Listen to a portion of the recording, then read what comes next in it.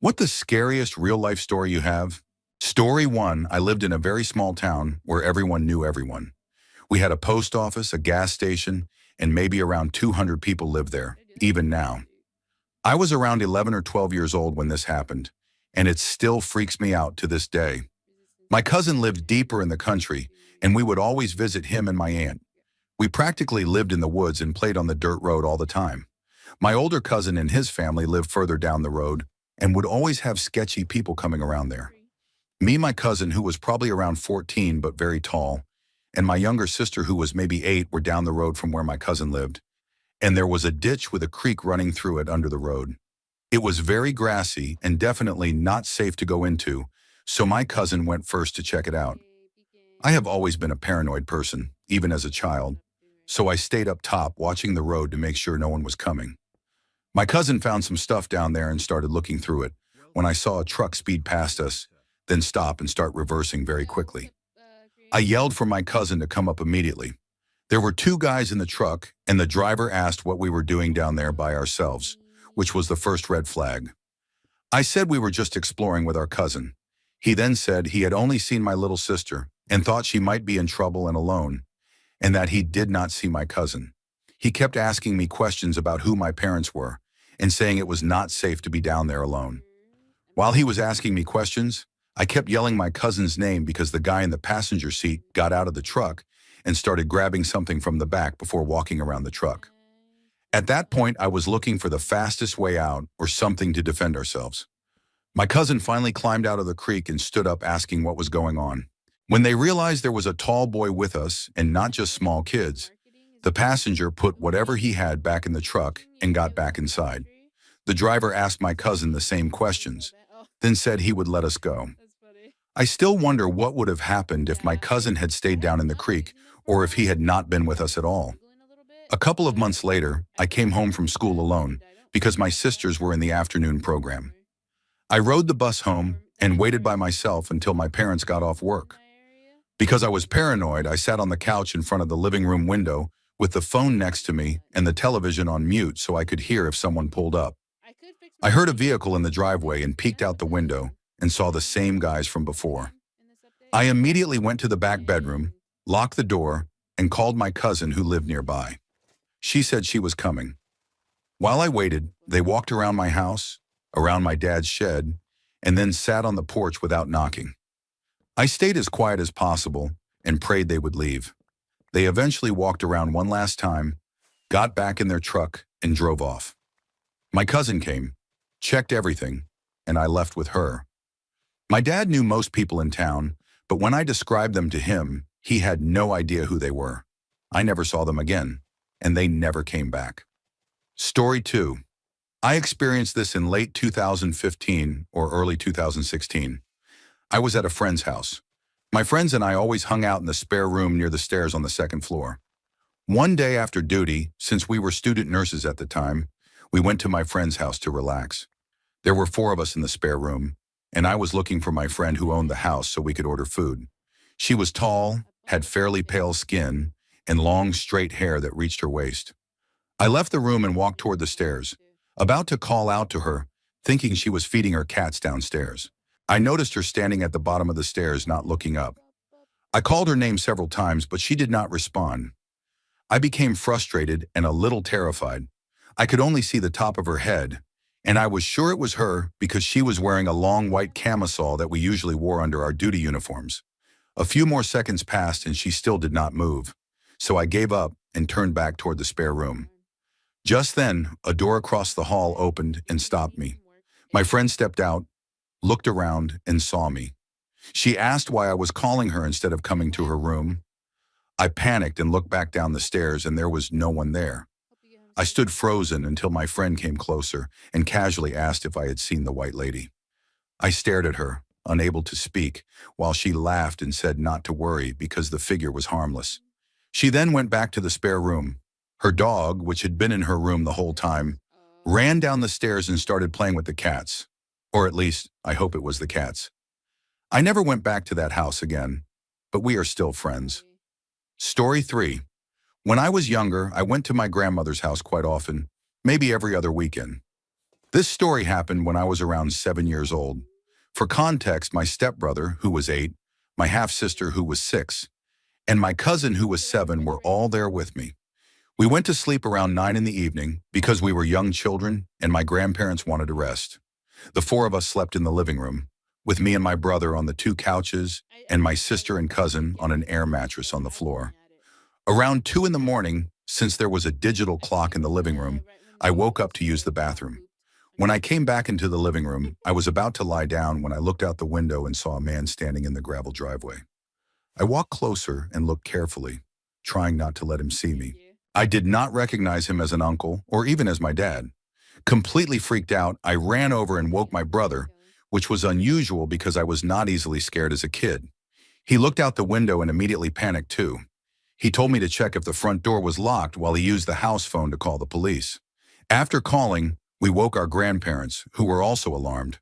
About 10 minutes later, the police arrived and arrested the man. We later found out he was wanted by local police for kidnapping and killing 2 children who were 7 and 5 years old. Story 4. I used to have a very emotionally and mentally abusive stepfather, and when I was in 6th grade, my mom finally decided to leave him. Thankfully, my sister and I never had to visit him because he never signed any adoption papers for us, and we did not want to see him anyway. The summer between 6th and 7th grade started off fine, but quickly went downhill. My mom found out he had a girlfriend who used substances, and she refused to even give us the option of visiting him, which was completely understandable. One night, my sister and I were at home when our ex-stepfather called her. He said he needed to see us, that he was coming over in 10 minutes, and that he did not care if our mom refused to let him in because he would force his way in if he had to. He even threatened to take us just to see us. We were terrified. My sister handed the phone to our mom, who became furious, yelled at him, and thankfully he did not show up that night. Throughout the summer, he continued showing up at our house when we were not home and tried repeatedly to contact us. Eventually, my mom had enough and wrote a cease and desist letter, warning him that she would take him to court for harassment if he did not stop. That only slowed him down temporarily. I was constantly afraid I would be taken, and I was even scared to go out in public because he rented an apartment near our home. I was 12 years old, struggling with fear, depression, and anxiety. Years have passed since then, and I have not heard from him. He finally left our family alone. He still lives in the same city, but I am no longer afraid. What I feel now is anger instead of fear, because I know he can no longer hurt me, and I have learned that showing strength and refusing to be afraid takes away the power of someone who tries to control you emotionally or mentally. Story 5. This took place in Kumanovo, Macedonia, in 2015. I was 10 years old at the time, and we were preparing to celebrate my older brother's birthday since he was turning 14. Everything was going well as we decorated for the party with lights and decorations. After some time passed, my friend and I went out riding our bikes and ended up in an area of the city called Divo Naselja, which is known for having a high crime rate. We parked near a small market to buy water when suddenly we heard gunshots outside along with police sirens. My ears were ringing as the cashier quickly pressed the alarm button. My friend and I were terrified and crying while waiting inside the store. The workers pulled down the metal security bars and closed the shop, then hid us in the storage room. We could hear ambulances outside and saw injured people being taken away. The cashier tried to calm us down and stop us from crying. When things quieted slightly, I peeked through the storage room door and heard a man screaming that he had been shot and begging for mercy, which made me close the door again. My mom called to check if I was safe, and when I explained what was happening, she panicked but told me to stay calm and wait for the police to escort us. Hours passed and it felt endless as gunshots continued for what felt like forever. I tried to stay calm but felt like I was losing my sanity. At one point, I was so scared that I called my mom and brother and told them that if I did not come back, I loved them. After about 15 hours, the gunfire finally stopped. We waited another hour, then left the building, and soon a special police vehicle picked us up, escorted us home, and tried to calm us down. Even now, I remember it as a deeply traumatic experience from my childhood. Story 6. When I was still in my mom's womb, about 5 to 6 months into her pregnancy, my dad planned to kill her because she lied about going to a rock concert with her sister. He was so angry that he camped outside my grandpa's house with a shotgun resting in his lap for 3 days, until he finally fell asleep long enough for my mom to sneak into the backyard and climb through her bedroom window. He later woke up and called her from a payphone, threatening that if she did not get into his truck, he would kill her grandparents, who were parked outside in a van while visiting for Christmas. My mom was terrified and crying, but out of fear for her grandparents' lives, she got into his truck. He drove her toward Riverside, where he was working construction on the hillside near the eastbound 91 freeway, installing large drainage pipes. He knew exactly where he planned to bury our bodies. Luckily, a security guard stopped him and firmly told him that he was not allowed back on the work site that day and needed to leave. My dad turned the truck around and dropped my mom off at a gas station near Green River Road in the freeway. She later said it was the most afraid she had ever been, especially because of how quickly his mood could turn deadly. About 26 years later, after several days of heavy rain, part of that same hillside collapsed into the freeway, causing a massive mudslide that blocked all lanes of traffic. That was when I realized no one would ever have found our bodies if he had killed her and buried us there. I am alive today because of that security guard's refusal to let him onto the site. Story 7. Last year, after ending a marriage of 25 years because my ex-wife was cheating on me, I reconnected with my junior high school sweetheart, Carmela, who I believe later had people attempt to put me 6 feet under. After my divorce, I ran into her by accident, and around the same time I met a guy who was involved in gang activity in Los Angeles. He told me he knew one of my close friends and that things were happening that should not have been happening. I handled it because I did not want anyone from the neighborhood blamed, but she knew about it because she was putting her family in danger and still continued to be deceptive. For 4 years that I was with her, she was seeing another man behind my back, having him come over while I was at work. Her kids never told me, and it felt humiliating. Toward the end of the year, when I received a settlement from an injury, she convinced me to buy a motorcycle so she, her grandchild, and I could travel, while I worked on fixing up a motorhome. Around that time, police started bothering me, and people near the liquor store where she lived were disrespecting me. She did nothing to defend me, and her behavior became strange and distant. One day the police told me I had to move the motor home, and while I rushed to fix the wiring, she refused to help, ignored my calls, and disappeared for hours. I later discovered she had been cheating openly, even in abandoned houses and public places. About 2 weeks later, someone fired shots at the motorhome. Witnesses described a woman in pink pajama pants driving a black Honda Civic, which deeply unsettled me because she owned a similar car. My mental state deteriorated, and I began having nightmares. Eventually, I attempted to take my own life by hanging myself from the motorhome, and I was unconscious for a long time before police intervened. I survived, but later realized she and someone I trusted had plotted against me, possibly to rob me. Since then, my social media accounts have been hacked, messages sent in my name, and intimidation has continued. I am still here, but I live cautiously, knowing how close I came to losing everything. Story 8. This story is not what most people would call scary, but it has stayed on my mind since it happened, and I need to get it out. When I was younger, I had a close friend who was 16 and had very poor judgment. He was completely blinded by his love for a mutual female friend who was 17, and he ended up having a child with her. He talked to me constantly about their future, their plans, their goals, and how excited and happy he was about their unborn child. When she was about 5 months pregnant, she went on a family vacation to Germany and cheated on him with the son of one of her father's friends.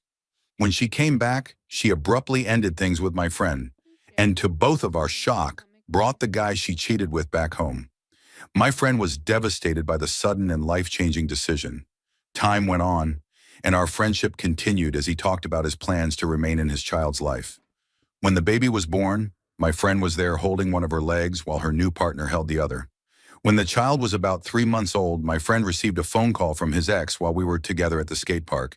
She coldly told him he needed to go to the children's hospital because something had happened to their baby. We rushed to the hospital as fast as possible. When we arrived, we found the room where the child was being treated, but outside were 3 detectives, 2 investigators, and a Child Protective Services representative. They asked my friend to speak with them, and I was told to wait in the lobby. The baby had been physically abused, suffering 12 fractures, multiple bruises, and blunt force trauma to the back of her head. Investigators questioned both parents but focused heavily on my friend, using confusing questions and misinformation. After the interview, he was allowed into the room, where his ex's family immediately attacked him verbally and physically. After emotions settled, there was a long silence until the ex's mother admitted she had played with the baby too roughly several times. She was heavily dependent on pain medication for serious medical conditions, and her confession was heard by medical staff and Child Protective Services. Despite this, a case was opened against both parents and lasted 3 years, during which the child became a ward of the state. No one was ever found guilty, yet the child was returned to the mother, who then spent another 3 years in court trying to sever my friend's parental rights by accusing him of mental instability, substance abuse, and failure to protect his child. He was portrayed as a dangerous and unstable person, and as his main support, I watched the system destroy him. He is now too afraid to seek professional help for his trauma because he fears it will be documented and used against him. He barely communicates, isolates himself, and says he copes by making music that I have never heard. Watching him slowly disconnect from reality just to survive has been one of the hardest things I have ever witnessed. Story 9. I was around 13 or 14 when my family went to the county fair on an extremely crowded day, the kind where you constantly have to keep track of everyone you are with. We were near the kiddie rides when my aunt and dad started arguing over something stupid, and the distraction was enough for everything to feel chaotic. Suddenly, my mom grabbed my hand and told me to follow her immediately. She dragged me through the crowd without explaining anything and stopped in front of an older man who looked to be in his 60s. He was holding the hand of a crying little boy who looked about 5. My mom demanded to know what he was doing with the child, and the man froze before claiming he was the boy's grandfather and that they were looking for the boy's mother. My mom knelt down and asked the child if he knew the man. The boy shook his head and said they were trying to find his mommy. He pointed at the man and said he told him she was in the parking lot. I felt a wave of fear when I saw the man staring at the boy and quickly licking his top lip.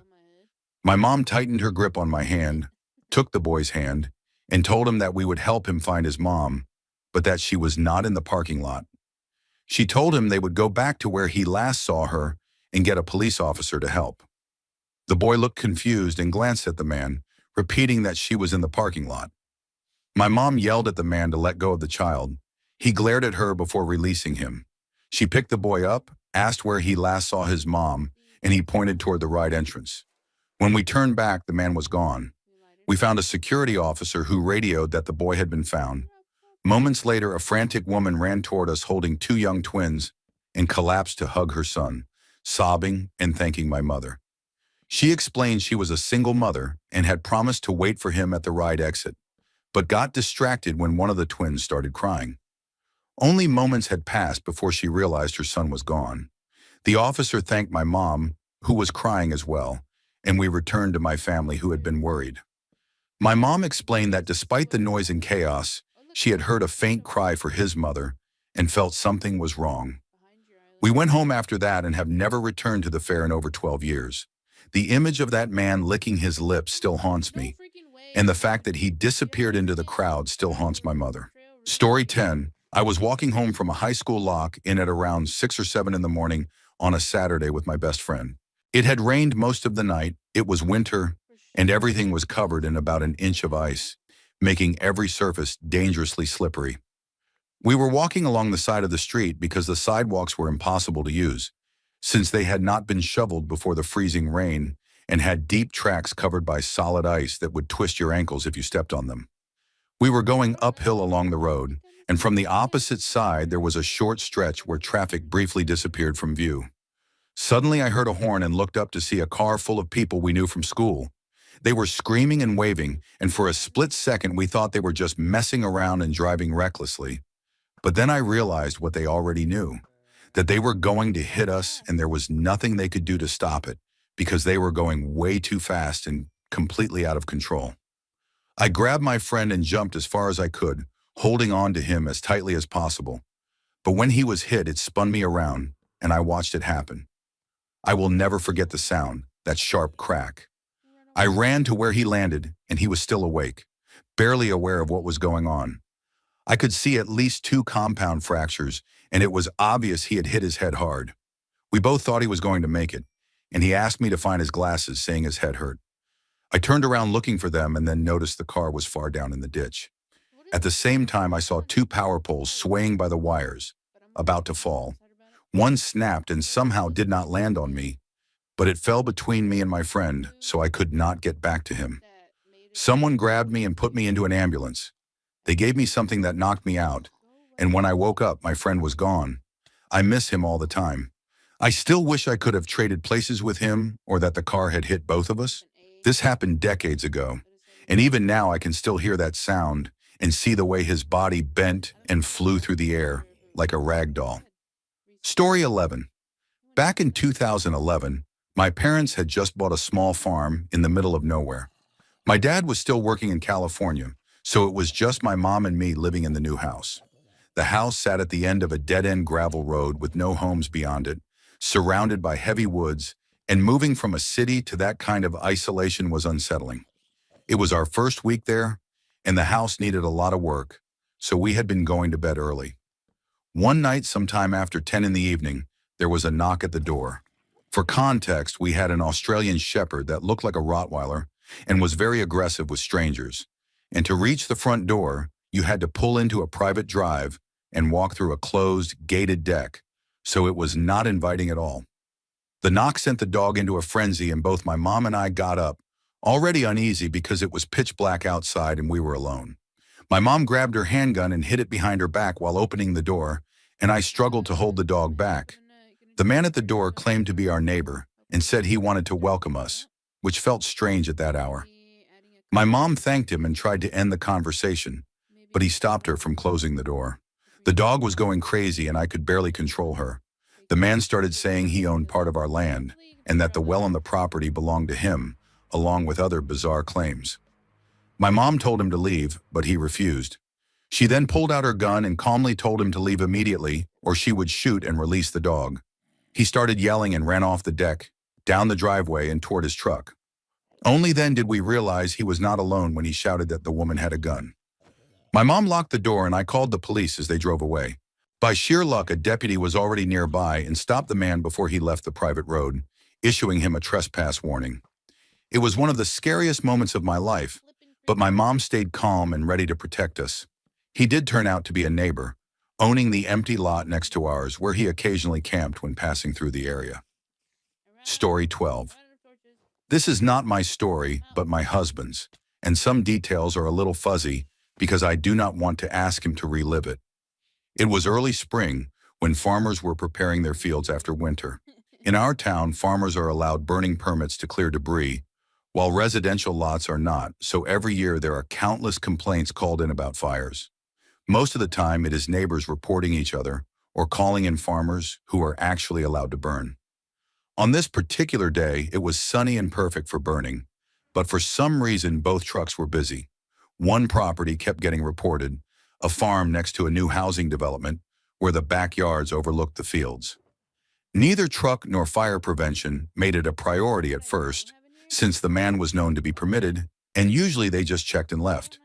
Eventually they had time to drive out, mostly hoping that whoever kept calling would see them and stop reporting it.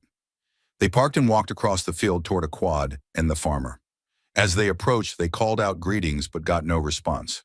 At first they thought maybe he could not hear them. As they got closer, they noticed he was kneeling and still not turning around. Then they realized what had happened. The man had been burned by his own fire.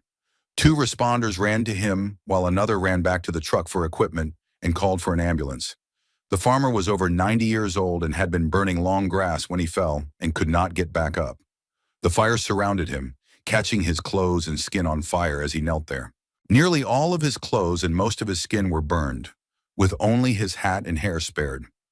Living alone, he had stayed there in the field, trapped in his burned body, hoping someone would find him. My husband said he was incredibly kind despite the unimaginable pain and did not even complain when they moved him. The man died a few days later. It was one of the hardest calls my husband has ever attended, partly because it never came in as an emergency and there was nothing through dispatch to prepare them for finding a victim, and partly because of the constant what-ifs about how different things might have been if they had arrived sooner. Story 13. I once heard this story from my parents about a mother they knew who had moved into a brand new housing development. She and her husband had twin daughters who were around 4 or 5 years old. The neighborhood was in that in-between stage where some families had moved in, but construction was still ongoing on houses and parks, with builders driving in and out constantly. There were no trees yet, only small saplings, no fences, and dirt everywhere. One afternoon, the mother sent the twins outside to play, and they took a large cardboard box from their new refrigerator with them. They set it up well within the front yard and played inside it, while the mother watched from the kitchen window, keeping an eye on them so they would not wander toward the active construction site across the road. A semi-trailer delivering materials to a nearby house drove down the street, mounted the curb directly in front of the home, and crushed the cardboard box with the girls inside it. The driver assumed the box was empty. Years later, the mother reportedly started a new family with a different man. That story has always stayed with me as a reminder that you cannot rely on the assumptions of strangers when it comes to what you value most, and that life can change completely in a single moment. Story 14. One of many memories I rarely think about. My uncle spent a lot of his life in prison, so two of my cousins lived with me and my mother, which basically made us siblings. One day, while waiting to be picked up from our private Christian school, a man approached us by the flagpole and told us that my mom was working late and had sent him to get us. We were young and did not question it, so we got into the car. He kidnapped us. We were taken to a warehouse and restrained in a way that forced us to watch what happened next. I was 11 years old. My cousins were 12 and 8. I know who these people were, but I cannot say. We were forced to watch as my uncle was tortured for hours, beaten and burned, while my younger cousin cried uncontrollably watching her father suffer. At the end, they told us this was a lesson and warned us not to follow his path. Then in front of us, they killed him and made sure we understood the threat. They told us that if we ever went to the police, acted like him, or failed to pay his debt, the same would happen to us, only worse. One of them cut us loose and told us to run. The three of us are extremely close because of this, even though we never talk about it, and somehow that silence feels liberating. The strangest part is that his seventh wife had taken out a multi-million-dollar life insurance policy, and the day the waiting period ended was the day this happened. She has never been seen again, nor has the money. Story 15. Maybe not the scariest, but it is completely true and happened to me and my sister. My mom was a single parent and worked her entire life as a corporate flight attendant, while my dad was not around. Because of her long trips, she needed a nanny, not because we were wealthy, but out of pure necessity. We had the same nanny since before I could remember, but eventually she became ill and told my mom she had to quit. She met my mom at a coffee shop in upstate New York and said she had already lined up a replacement named Karen, and they discussed the details publicly. A stranger overheard the conversation and later showed up at the interview pretending to be Karen. The real Karen never came. This was in the early 1990s before the internet, and the interview went well, so my mom hired her. About 5 years later, my mom ran into the original nanny at a mall and thanked her for recommending Karen. The nanny was confused and explained that her friend had moved out of state and never went to the interview, and she assumed we had hired someone else. A complete stranger had lived in our house and watched me and my sister from around 5 to 10 years old. We went on road trips with her, she had her own room, and we never met her family or friends. When my mom confronted her, she broke down crying and admitted she had been desperate for work and had grown to love us. My mom decided to let her stay, and she continued caring for us until I was old enough to watch my sister myself. Story 16. There is a book called something like Haunted Places in Wisconsin, and about 10 years ago, 4 friends and I were flipping through it and read a story about a one-lane bridge where, in the 1960s, a car carrying a prom couple supposedly went off the edge and they drowned. The book claimed that if you went there at dusk and looked into the water, you could see headlights below the surface, and sometimes the girl still wearing her dress. Being bored 20-somethings, we decided to check it out. The bridge was still there, only one lane wide, with a long, curving driveway on one side leading to a hidden mansion in the woods and farmland on the other. We parked near the field and 2 of us walked to the middle of the bridge, while the others stayed closer to the road. We were there for maybe 6 minutes, watching the sun disappear and staring into the shallow river, when I suddenly felt uneasy and heard a loud snap from the driveway side. My instincts kicked in, and I yelled for everyone to run. As I turned, headlights from a truck came speeding down the driveway, and at the same time I heard a powerful engine coming up the river from the direction of the mansion. Everyone sprinted back to the car. As I reached the road, I glanced back and saw a boat with 5 people dressed in dark clothing, climbing the embankment with flashlights and weapons, moving incredibly fast. My friends were screaming for us to jump into the car, and we dove in as they were right behind us.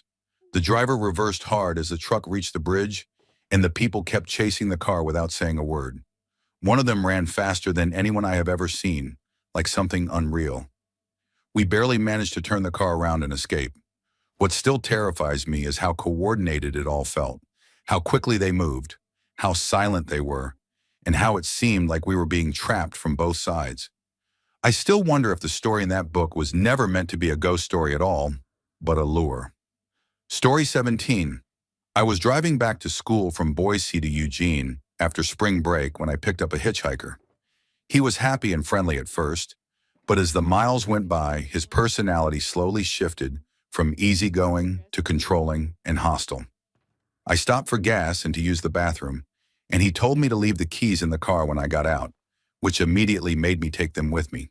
When I went inside to pay, he followed and told the cashier to add a pack of cigarettes to my bill, and I told her I was not paying for cigarettes. Before we got back into the car, I told him he needed to find another ride. He got back in anyway and told me to shut up and drive. We drove in silence for about 50 miles before he suddenly exploded, yelling that he needed a cigarette. I told him the only way he was getting one was by finding another ride, which shut him up for a while. After we passed Salem, he became increasingly agitated and said he had to be in Los Angeles by the next day. I told him he would have no problem finding a ride once we reached Eugene. About 10 miles before the exit, he told me I was going to drive him to Los Angeles or else. About 5 miles past the Eugene exit, a state police car started to pass us, and he told me to slow down and let the officer go by. Instead, I sped up, cut in front of the police car, and started tapping my brakes. He began screaming at me to stop and let the officer pass. The police car pulled behind us and turned on its lights. My passenger was shaking and told me not to do or say anything stupid. As soon as I stopped, I grabbed my keys, jumped out, ran back to the police car, and told the officer exactly what was happening. The officer waited for backup, then removed the man from my car at gunpoint. As they walked him away, he screamed that he should have killed me earlier. A few days later, the officer called me for more details and told me the man had 3 outstanding warrants for murder. He said there was no doubt I would have been another victim if I had not done what I did to get their attention. The man was extradited to Texas and is now on death row. I had nightmares about that day for years afterward. Story 18. In 1989, a guy who lived a block from me and rode the same school bus picked up a 13-year-old and a 14-year-old girl at a video arcade in a neighboring town and offered to drive them home. He assaulted them and then killed them, placing their bodies in trash bags and dumping them over a hillside. One of the girls was likely still alive when she was dumped. Around 2011, I met a horror movie actor at an event and ended up talking to his girlfriend, who later became his wife. She had grown up nearby, and when we realized they lived only a few blocks from my parents' house, she asked me if I knew the man who committed the murders. When I said yes, she told me she had been close friends with one of the victims, and that it was pure luck she was not at the arcade that night. In 2016, my friends and I were at a convention and saw flyers announcing that the same actor would be a guest the following year. I mentioned the story to a friend who had grown up in the town where the arcade was located, and she said she could make it even stranger. In 1989, she and a friend were playing basketball in her driveway when they noticed a man in a pickup truck sitting nearby, smoking and watching them. After finishing his cigarette, he pulled up and asked if they wanted to go for a ride. They ran away. The next day, his face was on the news as the suspect accused of the double murder. Even decades later, the way all of those connections overlap still unsettles me. Story 19. There was once a 14-year-old girl whose real name I do not know. She lived with her mom and dad and had no siblings. Her parents often left for business trips that lasted 2 to 3 days and would leave her home alone. Their house was in the middle of nowhere, on a very long road where almost no one ever passed except the delivery driver. Her parents were about to leave for another trip and believed she would be fine by herself. The girl, who we will call Sophie, was familiar with the delivery driver who came by every day and would sometimes exchange a few words with him when he dropped off the mail. One day while her parents were gone, the driver arrived and handed her 2 letters in a large manila envelope with nothing on it except her name written in big red letters. He mentioned that he had seen a strange woman walking along the road and had stopped to ask if she needed help, and that she had asked if anyone lived on the road before he drove away. Sophie thought nothing of it and went back inside. When she opened the envelope, she found photographs of herself at school and a couple of her socks. She immediately called the police and her parents. They came home, and the police conducted a brief investigation but found nothing. For about a month, her parents stayed home and kept a close watch on her. When nothing else happened, they began traveling again, but hired a 21-year-old babysitter named Mindy to stay with her. Things were fine for a few days until one afternoon, the delivery driver returned and handed Sophie another identical manila envelope. Inside were photographs of her at the mall, pictures taken inside her room from under her bed, showing her feet and one of her blouses. Mindy called the police and her parents, but this time they were unable to come home right away and told them to wait it out and cooperate with the authorities. Another investigation led nowhere. On the final day of the trip, Sophie and Mindy went to the grocery store, and while waiting in line, Sophie noticed a woman who perfectly matched the description the driver had given before, with extremely pale skin, dark hair, and unnaturally thin fingers. They followed her outside and watched her get into a United Parcel Service truck. Sophie felt compelled to call the company, and when she did, she was told that no delivery driver ever went down her road and that all mail was supposed to be left at the mailbox at the top of the road.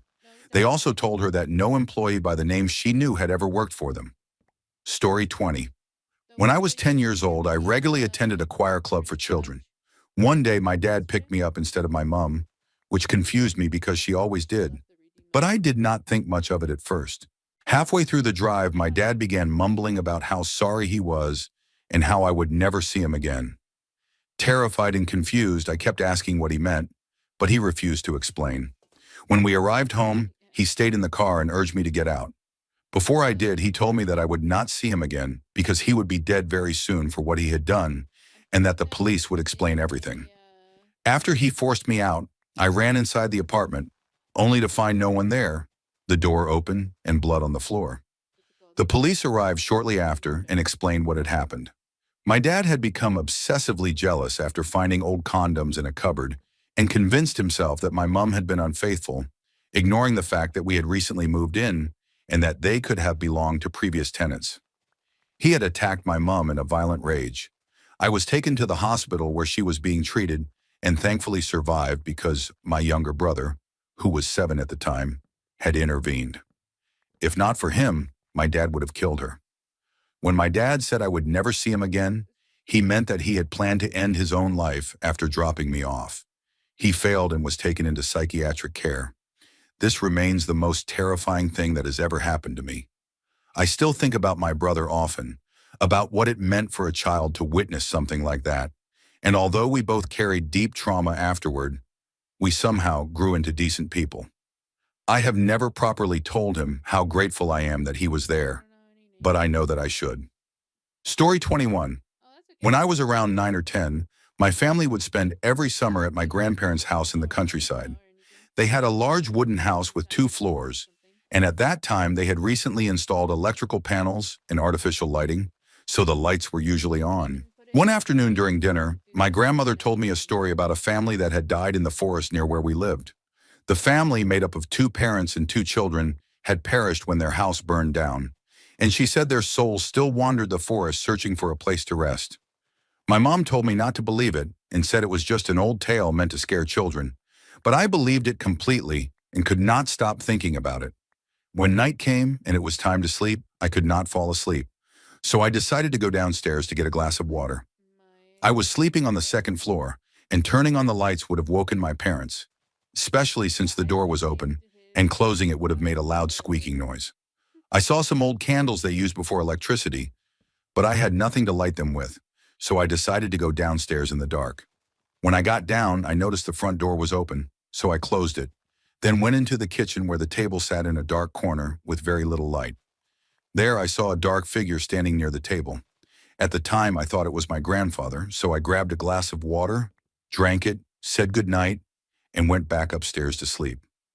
1 or 2 years ago, I remembered that summer and decided to look into the story of the burned house, and I found out it was real.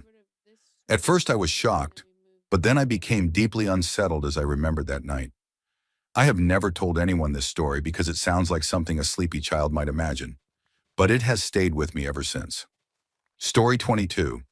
After several years working in criminal court, I have a few disturbing experiences, but the scariest thing that ever happened to me occurred while I was working as a clerk, providing judicial information to people who had recently been released from prison. One day, a man came in who immediately caught my attention because he was extremely talkative and unusually knowledgeable about legal procedures. He spoke to me about issues with his paperwork and even helped a woman who was standing in line near him by explaining what had happened with her imprisoned husband. After I assisted her, the man turned and left the room, and the woman leaned toward me and whispered, clearly terrified, that she did not know him. She left shortly after, and I was left confused and uneasy. Over the next few days, the same man returned 2 more times because his documents were delayed and he needed them to move on with his life, to rent a place and find work. Each time, I felt something was off about him. He talked constantly, avoided direct eye contact, and always carried a plastic bag that he nervously handled while we spoke. A few weeks later, a 16-year-old girl from the town went missing. Days after that, footage was released showing her being dragged into a car by a man who turned out to be the same person I had been dealing with. The news reported that he had used a rope and a knife to kill her, and the footage showed the same items in the same plastic bag he always carried with him. I spent months shaken by the realization of how close I had been to him.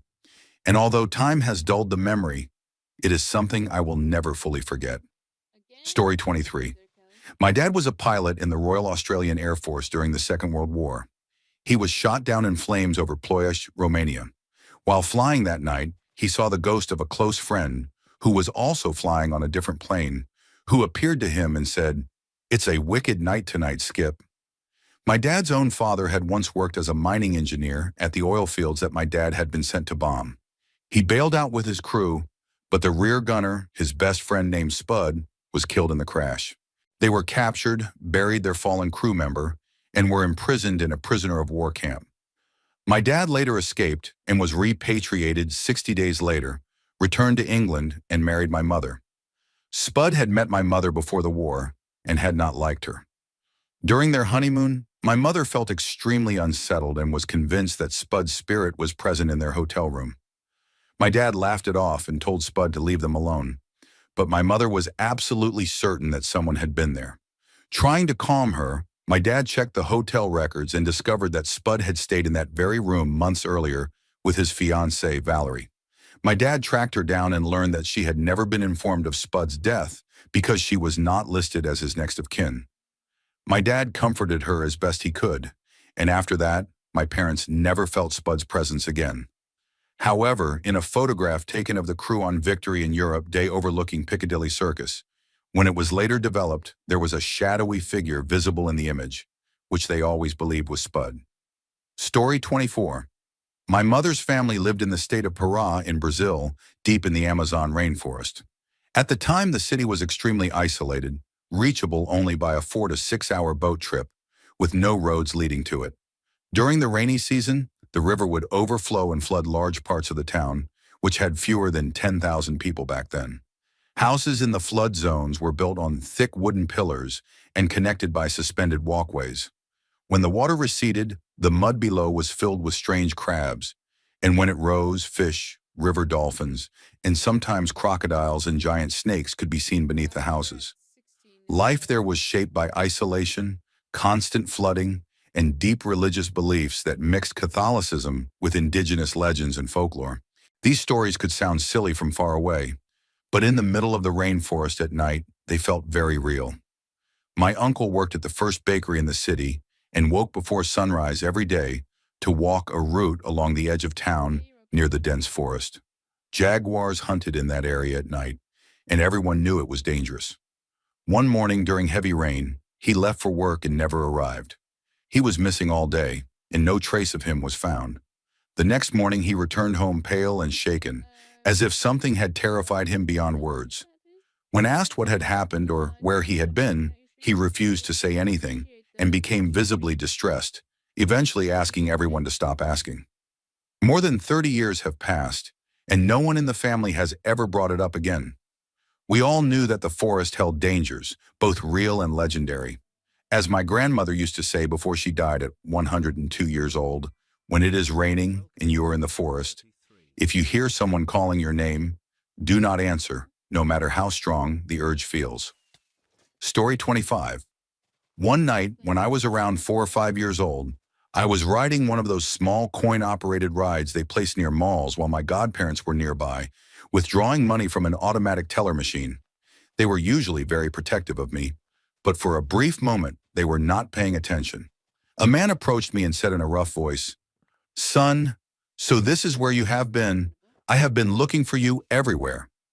I was confused, but before I could react, he grabbed me and carried me toward the parking lot.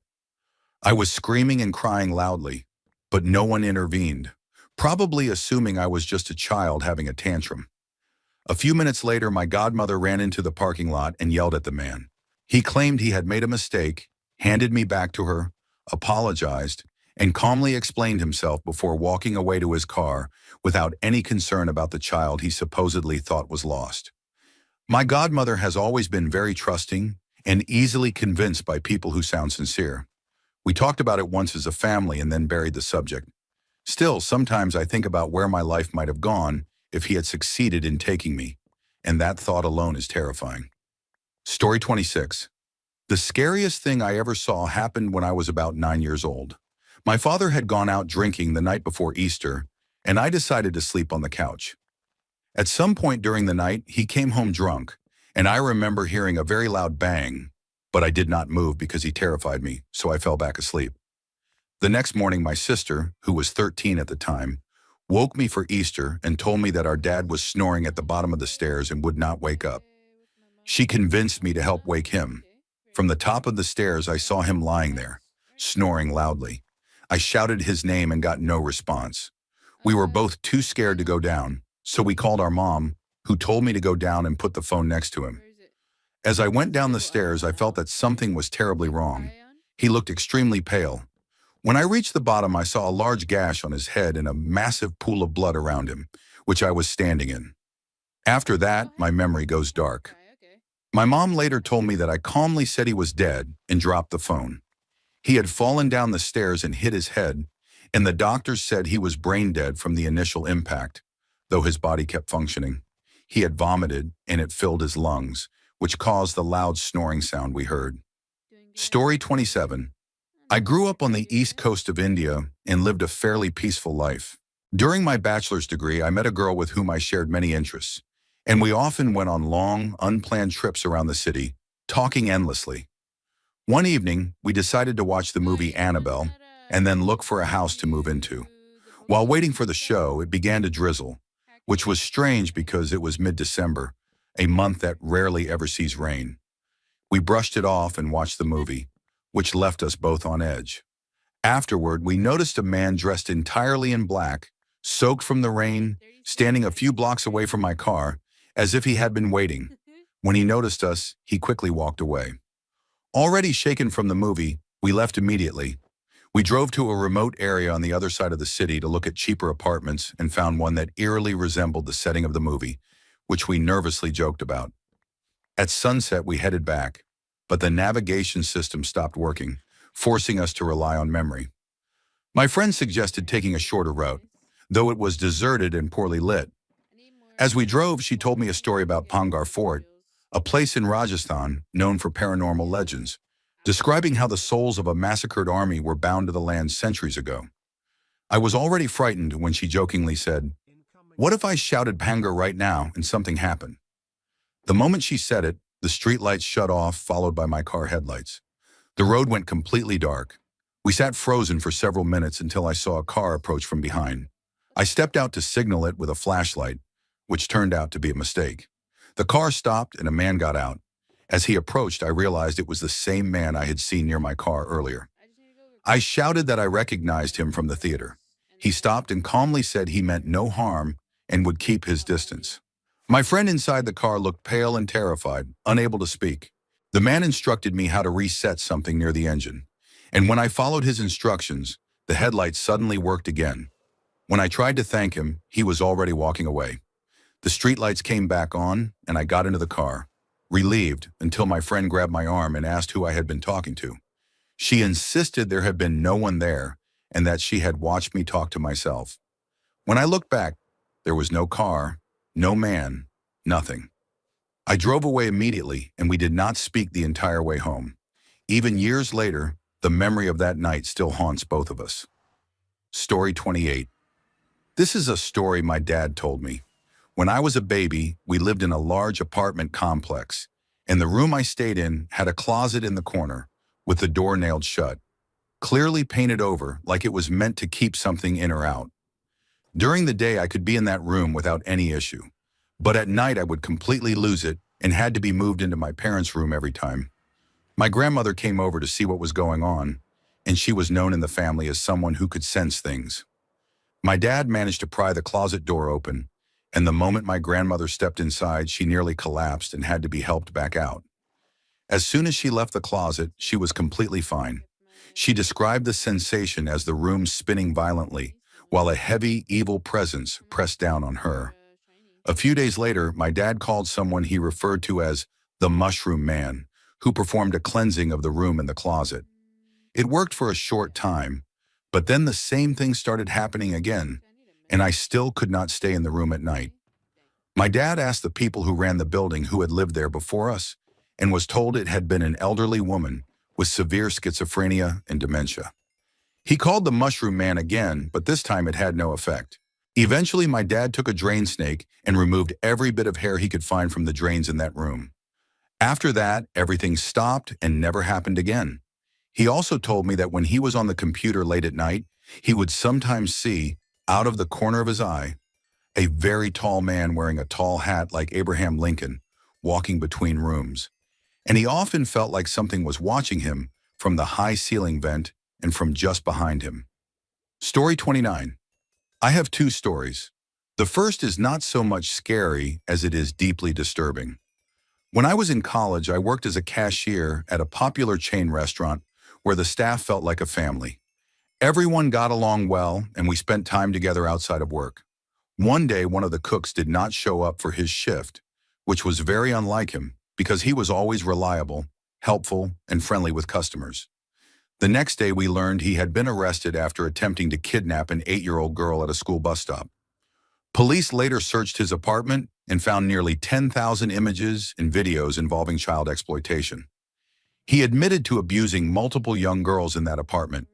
What made it worse was that he lived with a roommate who also worked with us and had no idea, and many of us had been in that apartment before to hang out, completely unaware of what was happening there. The second story is something my mom told me about a month ago.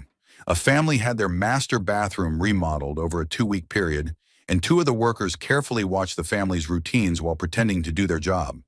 They secretly stole a key and made copies without anyone noticing or feeling suspicious. Once they knew when the house would be empty, they returned the day after the remodel was finished. The children were at school and the husband was at work. The wife went to shower in the newly remodeled bathroom, but due to low water pressure, she went upstairs instead. The 2 men entered the house, found her in the shower, assaulted her, and left her severely injured.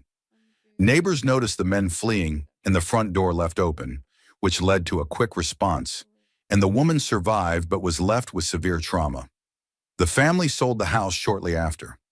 About a year later, my parents bought that same house. I lived there for 14 years, and that shower was the one I used almost every day. My parents never told us because we were young when we moved in, and only recently shared the story after a rise in break-ins nearby reminded them of it. Knowing something so horrific happened in a place that once felt safe and familiar is deeply unsettling. Story 30. This is my own story from when I was younger and much dumber. Back then, my friend Brian and I would go to our friend Pablo's place to drink underage and hang out. Pablo lived in a 2-family house, and the downstairs neighbors always seemed normal. They partied a lot, and sometimes we would join them. The strange part was the grandmother who sat on the porch every single day. I was friendly and always said hello, but she never acknowledged me. I just assumed she was old. She never moved, just sat there for hours staring, and she honestly reminded me of the woman from The Taking of Deborah Logan. One night after drinking, the three of us headed downstairs to start our walk home. We heard something move and looked over the porch railing, and when we turned around, she was standing directly behind us. We all froze. I remember nervously saying hello and asking how she was doing. This time she responded and said something that still gives me nightmares. She asked if we could stand the sight of blood, because that night she was going to end her life in the bathroom, then laughed in a horrifying way. We ran past her as fast as we could. When I got home, I told my grandmother to call the police and explain what had happened. She told me that the people who lived downstairs had been there since my mother was my age, and that no elderly woman had ever lived there. That still messes with me to this day. I have no idea who she was or why she sat there every day. Story 31. My manager once told me about his godbrother after he came home from the military. Right after basic training, he was sent straight to Iraq, during a time when soldiers were given very direct orders with no room for questions. He came back deeply damaged and was not the same person. After returning home to Texas, he spiraled completely and became involved in substances. One night, he went to his parents' house, killed them, dismembered their bodies, brought the remains back to his own home, and tried to burn them. He told his girlfriend what he had done, and when she threatened to call the police, he tied her to the bed and set up a firearm aimed at her head with a string attached to the trigger and another tied to the doorway. He then called the police himself and told them exactly what he had done, where to find him, and repeatedly warned them not to enter through the front door or the woman would be killed. The police were already responding to reports of a horrific smell in the area, but they went through the front door anyway, and the trap was triggered.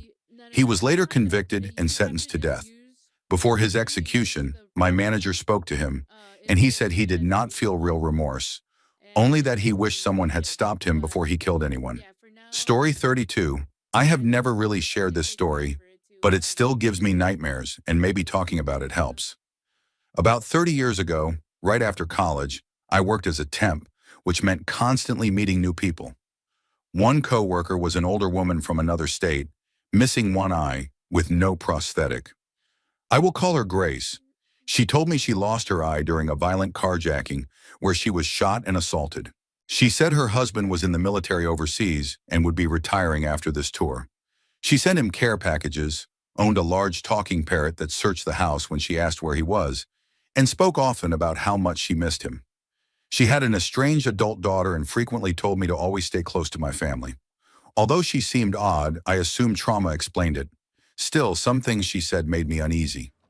One day I read a news article about a prisoner suing the state for mistreatment, and the name stuck with me. It was unusual, and the more I thought about it, the more it reminded me of Grace's husband.